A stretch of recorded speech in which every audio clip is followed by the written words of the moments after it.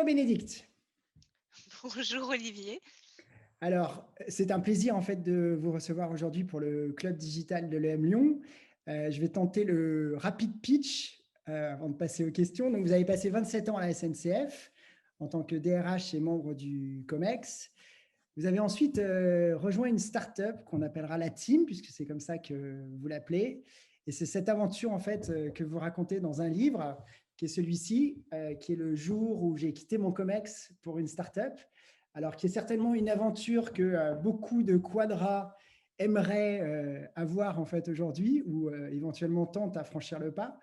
Et en fait, dans tout ce livre, vous racontez ce que vous décrivez comme une sorte de nouveau monde, des Rastignac en Adidas, et vous racontez en fait le quotidien de Ansem, Victoria, Amédée, Alphonse, Marcel et tous les autres. Voilà.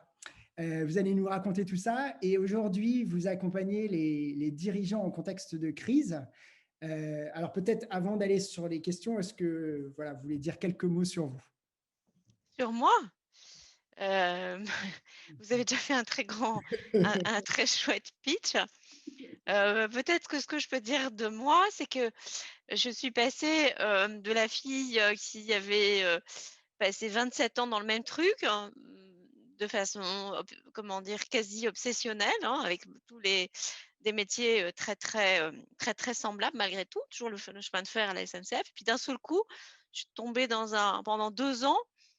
Tout s'est réouvert, toutes mes chakras sont réouvertes et je crois que j'ai fait 3 changements à la fois. Un premier changement qui est, je suis passée d'un grand groupe à une start-up. Le deuxième changement, c'est que je suis passée de mes 55 ans à un environnement qui était exclusivement fait de millennials, donc ils avaient tous l'âge de mes gosses. Et puis sans doute un troisième changement qui était, pas le plus facile, c'est que je suis passée d'une situation qu'on va qualifier de statutaire, hein. J'étais un peu une sorte de reine d'Angleterre, hein, quand on est membre du COMEX de la SNCF.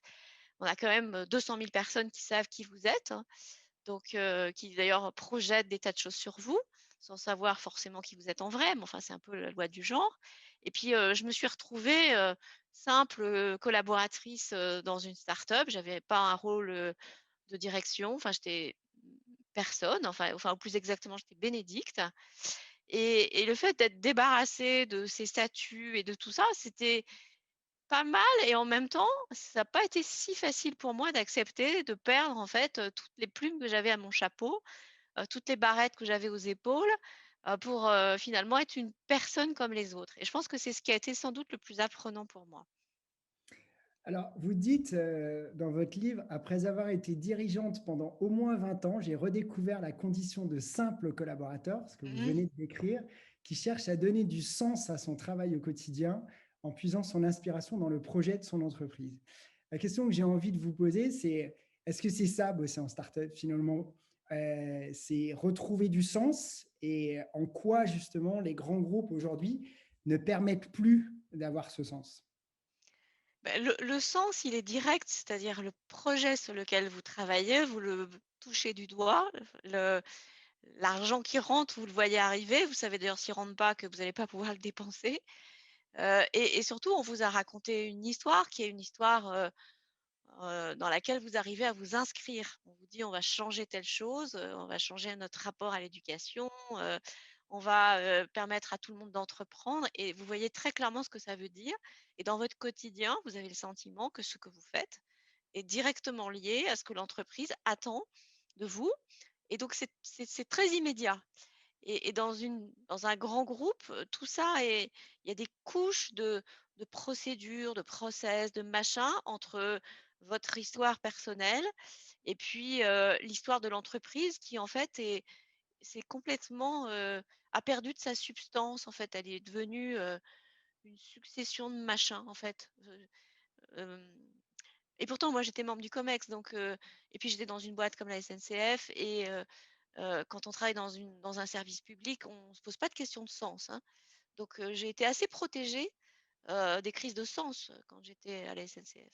Là où en revanche, j'étais pas parfois plus mal à l'aise, c'est que, vous savez, on peut perdre son authenticité quand on a des responsabilités de dirigeant parce que le fait de défendre une organisation, «quoi qu'il advienne» entre guillemets, peut vous faire perdre en fait, ce que vous êtes vous et ce qui fait que vous êtes suivi dans avec votre équipe.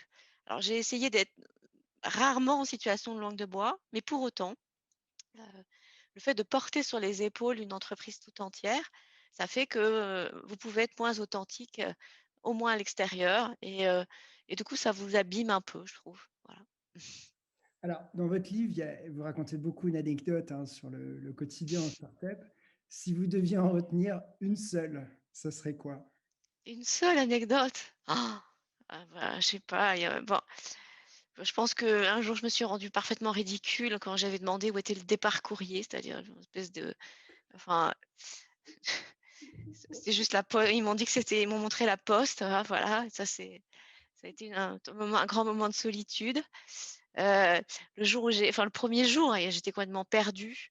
Je savais même pas me servir de mon ordinateur, donc j'avais été obligée d'aller acheter mon Mac moi-même et entre les Mac et les PC, il y a deux trois petites, choses différentes et en fait, j'en étais même pas consciente, donc j'ai passé une matinée entière à pas à savoir, en fait, comment utiliser les raccourcis clavier et à pas oser le demander. Hem, j'ai j'ai, heu, j'ai vu j'ai participé à un séminaire notamment où, la question qui était posée, c'est: «Est-ce qu'il y aurait assez de lits pour tout le monde?» Donc c'était parfaitement inquiétant. Je veux dire, j'avais souvenir qu'en allant dans un séminaire, en tant que membre du COMEX, on était quand même reçus dans des plutôt beaux hôtels et moi ma mon truc, c'était de me dire: «Mais en fait, ça coûte cher et on y passe, très peu de temps et c'est juste pour nous, une nuit, c'est complètement ridicule en fait, d'avoir, une chambre si grande avec, d'aussi beaux, enfin bien moderne, enfin voilà, même si à la SNCF on vit pas, on n'a pas, des comment dire? Des goûts de luxe quand même, on est relativement bien traités et là, les chambres d'hôtes, où on partage, une chambre avec d'autres personnes, voire un lit. Alors ça m'est pas arrivé, mais j'ai quand même eu très peur que ça m'arrive, parce que je me suis rendu compte que ça faisait partie des choses possibles, en tout bien tout honneur, que de devoir éventuellement être 2 dans un lit double, parce qu'il y avait pas assez de place, pour, le nombre de personnes qu'on était. Enfin bon, voilà, ça m'a quand même paru assez lunaire quand même comme question, comme sujet. Alors, vous dites aussi dans votre livre, alors Valéry Giscard d'Estaing aurait dit vous n'avez pas le monopole du cœur. Et en fait, vous vous dites on s'attendrait à ce que les grands groupes aient le monopole des crises de sens et les startups celle du bonheur au travail. Alors, vous êtes DRH, vous vivez ça comment en fait? Il n'y a pas un côté un peu too much et notamment en fait un peu surenchère et je ne sais pas si vous avez vu, mais il y a le lancement récemment là, d'une startup où en fait, avant même de se lancer, ils sont déjà Bicorp, c'est je ne sais pas combien de jours off, en fait, c'est vacances illimitées et tout ça. Enfin, c'est quoi votre vision en fait là-dessus? Sur quoi? Sur le côté, de la du bonheur au travail, c'est ça? Exactement, du côté un peu Ouais, too much, effectivement. heu, enfin, m m moi je pense que ou c'est du tape à l'œil, quand même, la question du bonheur au travail. Je trouve que d'abord, je suis pas très à l'aise avec l'idée que l'entreprise, ait, comme responsabilité de rendre les salariés heureux. Je trouve que c'est une escroquerie de vouloir de vouloir dire ça. Le 1er bonheur au travail, en réalité, c'est la capacité à pouvoir faire correctement son travail avec, les outils qui marchent et le temps qu'il faut pour le faire. C'est ça en fait, le bien-être au travail et pas le bonheur. Heu, dans une sta L'image qu'ont les grands groupes des startups, c'est que c'est hyper cool, il y a des baby-foot, enfin tout ça c'est quand même c'est du cinéma, c'est-à-dire ça fait partie des éléments culturels qui sont associés à la startup. En réalité, heu, on les oublie très vite et puis c'est pas ça qui est important. Et quant à la question de la raison d'être et tous ces sujets, je les trouve, éminemment importants si, on est dans l'authenticité et l'exemplarité. Si c'est juste des mots qu'on prononce, je trouve que ça sert juste à rien, voire ça crée du cynisme parce que, on est, finalement tous les jours témoin des écarts qu'il y a entre la promesse, et la réalité de ce qui est pratiqué.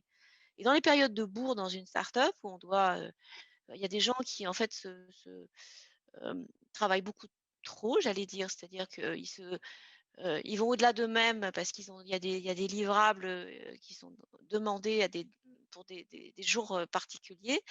Et ça, je pense que c'est pas raisonnable, c'est-à-dire que c'est pas régulé. Et donc moi, j'ai beaucoup prêché dans la team pour que le management soit pas considéré comme quelque chose de ringard ou de démodé, mais qu'au contraire, on ait des pratiques managériales simples qui font que, on est en soutien, que le manager donne un cap, que, il est capable en fait d'évaluer les résultats, de manière simple, enfin tout un tas de choses qui n'étaient pas considérées et dont je pense qu'en fait, c'est l'essentiel du B Corp pour moi.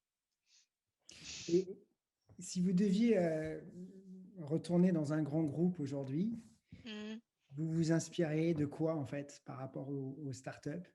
Parce qu'en fait, ce que je trouve en fait assez parfois marrant et surprenant, c'est que c'est vrai que quand on vient d'un grand groupe et qu'on va dans une startup, en fait, on a l'impression que c'est des choses un peu bizarres, avec des codes un peu bizarres, que vous racontez d'ailleurs assez longuement dans le livre, avec notamment les events, comme vous dites, un petit peu partout. Mais finalement, en fait, si les millennials regardent aujourd'hui comment fonctionne un grand groupe, je pense qu'ils seraient tout autant surpris de parfois encore des bureaux cloisonnés, des réunions Mmh. totalement interminables et tout ça, quoi. Donc, vous retourneriez aujourd'hui dans un grand groupe, vous changeriez quoi? Je pense que je créerais des autorisations partout. C'est-à-dire que, par défaut, si je puis dire, le cadre dans une start-up, c'est que tout est autorisé sauf ce qui est interdit et dans un grand groupe, c'est un peu l'inverse, c'est-à-dire tout est interdit sauf ce qui est autorisé et je pense que ce qui est important, c'est de donner un cadre d'autorisation et d'encourager les gens à se saisir, en fait, des initiatives que vous pouvez leur donner. Donc c'est là-dessus qu'il faut bosser. Après, moi, je prétends qu'il faut que les 2 se rencontrent. C'est-à-dire que, heu, faut pas opposer l'innovation, enfin et la conformité. On en a besoin. Enfin, il y a pas de enfin, s'il y a que de l'innovation dans un grand groupe, il court à la catastrophe. Vous voyez, si, à la SNCF, il fallait innover tous les jours pour que les feux de signalisation s'ouvrent ou se ferment devant les trains, il y aurait quand même un problème. Donc, les questions de processus et de conformité, ils sont indispensables et en plus, ils permettent de couvrir un certain nombre de risques. Et je trouve que ça a du sens quand chacun les apprend avec son regard d'ailleurs. Et donc moi, je prêche pour qu'il y ait, par exemple, des learning expeditions de start-upers qui viennent dans les grands groupes pour comprendre toutes ces logiques et toutes ces choses qui sont apparemment complexes, pour les simplifier en même temps que les respecter et pas considérer qu'il faut tout remettre en cause, parce que ce serait, ringard, bureaucratique et inutile. Et en fait, c'est à la rencontre de ces 2 univers que du processus d'innovation d'un côté et puis du processus de compliance de l'autre que se trouve en fait l'équilibre entre les 2 et qu'il faut travailler, il me semble. D'accord. Alors, j'ai une dernière question, en fait, qui concerne votre métier actuel, puisque vous Mmh. accompagnez les dirigeants en contexte de crise. Vous leur dites quoi? En fait, d'abord, je les écoute et j'ai pratiqué beaucoup la gestion de crise à la SNCF, malheureusement, y compris dans des situations critiques, hein, avec des blessés et des morts et ce que je sais, c'est que dans ces circonstances, hem, il y a les dirigeants sont à la fois potentiellement très vulnérables et en même temps, ils doivent être rassurants pour leurs collaborateurs. Et c'est ce qu'on a constaté quand on a démarré avec mes associés, juste au début du covid.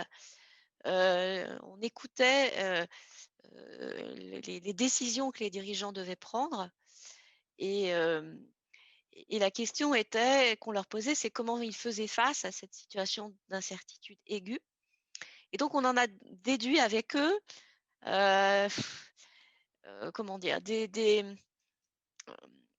change des micro-changements quotidiens qu'ils devaient conduire pour être capables à la fois d'adresser quelque chose qui était dans l'émergence et en même temps fixer un cap.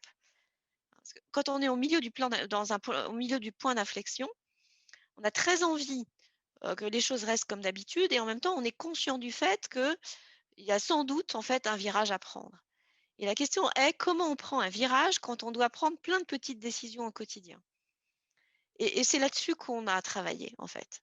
C'est sur cette grande difficulté qu'il y a à diriger, une équipe en fixant un cap, alors qu'on ne sait pas demain si on existera encore, parce qu'on a plein de petites décisions à prendre.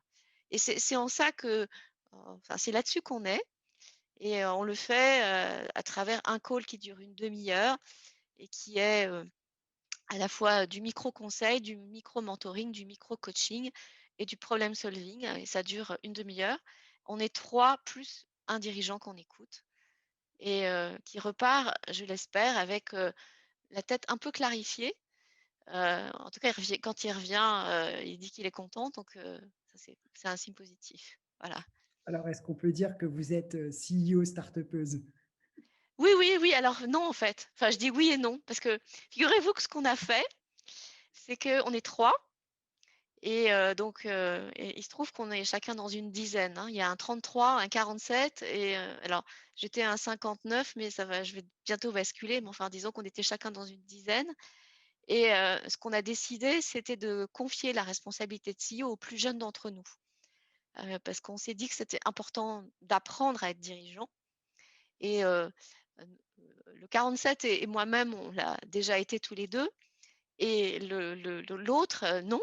Et donc on s'est dit que le meilleur moyen qu'il, goûte au métier de dirigeant, c'était qu'il soit le dirigeant de notre entreprise. Voilà. Ce qui est mieux que les shadow comex où en fait on met des jeunes à apprendre, mais en faux. Et là, il apprend en vrai parce qu'il a quand même dû, on l'oblige en fait à prendre les décisions, lui-même. Enfin après évidemment, on l'aide, on le mentore et tout ça.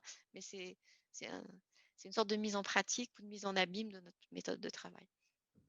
Super. Merci beaucoup, Bénédicte. C'était un plaisir Merci d'échanger avec Olivier, merci. vous. Et C'est je vous déjà fini? Ouais, ouais, c'est déjà fini. On essaye de faire des séquences relativement courtes pour Ouais, inciter justement les gens à, bah, déjà à lire votre livre. Encore une fois, je trouve que c'est une belle réflexion sur un peu sur le monde du travail quand même, aussi mmh, beaucoup sur une génération. Je me rappellerai toujours, en fait, il y avait la directrice des ressources humaines d'un très grand groupe qui s'est retrouvée dans une conférence sur les millennials. Et c'était un de mes clients que je ne citerai pas, et super client. Et en fait, ils terminent la conférence sur les millennials et puis ils vont voir la directrice des ressources humaines du grand groupe et qui ont dit alors, vous avez appris quoi? Et la fille qui répond bah, rien. J'ai rien appris. J'étais comme ça, moi, en fait, à l'époque. C'est juste que vous avez des réseaux sociaux et quelques outils en plus. Et j'ai trouvé ça très juste. Eh ben, je vous remercie beaucoup, bah, Bénédicte. merci à vous, merci, à bientôt Olivier, au Merci. revoir. Au revoir.